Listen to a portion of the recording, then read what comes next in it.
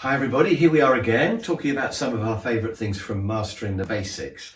And this one is an interesting one. This is, think about how you sound to other people.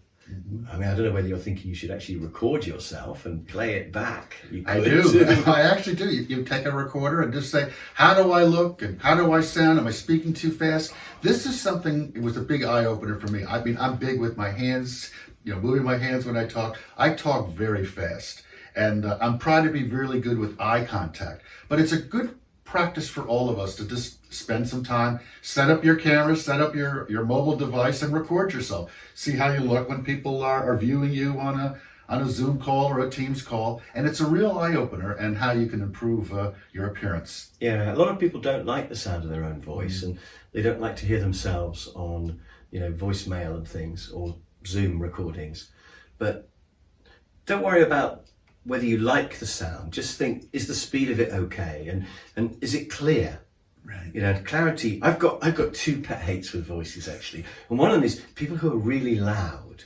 In fact, we were in that curry restaurant last night, weren't we? And we were not the loudest people in there. Right. But there were 4 people on the table next to us who were just laughing really loudly and having a better time than us, which was irritating.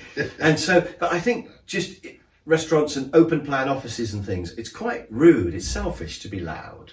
So I think the first thing is just to think about the volume of your voice. And one of my pet hates is people who are too loud. But my other pet hate is people who are too quiet. I'm so fussy, aren't I? Right. You're fussy, but But that's all people, right. I suppose being quiet is okay, but if it's indistinct. So quite often people mumble their name and they say, hi, my name's Dean Carell. Right. And you say, what was that, Dean Carell? Right. And just say Dean Carell. And, Right. and often people, or is it Carol? It's Carol, well, that's all Carol, right. Dean Carroll. Just say no. And, and you can say Dean Carroll Right. with a K and Right. one L. Right. And I just think people often they apologise for their own names. Right. And that's really weird. Why would you apologise for your own name? It's the most important It's word in the what it world is. to you. Right. And you want them to get it right. So not muttering your name. The other one I've noticed now is emails. People mutter their email. They say it's Dean Carell and 41 Gmail. Right. What? Right. And just, so I think those are my 2 pet hates actually. People are too loud and then people who sort of mumble and don't say it clearly enough. Again, there are courses on this. There's one in the LinkedIn Learning Library also. Jessica Chen's course on how we appear and how we look and how we present. I think all of those things can help enhance our appearance and our first impressions to people, whether we're on sales calls or business calls. Yeah, absolutely. Did I come out as the bad guy in that video? Yeah, that's all right. I'll just pronounce your name. It's okay. Yeah. I'm going to carry on recording this because I think it's quite funny.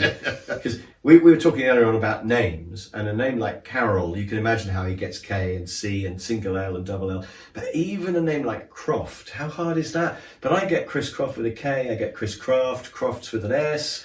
It's so getting people's names right is really important. I don't know if that's probably in your book as well. That's a big one with me. It's Getting people's the names right. Well, not just the pronunciation. It's just also listening to how they pronounce it, or listening to how they spell it, and tell you, how they believe in what they're whatever. So yeah, it's really important to get names right.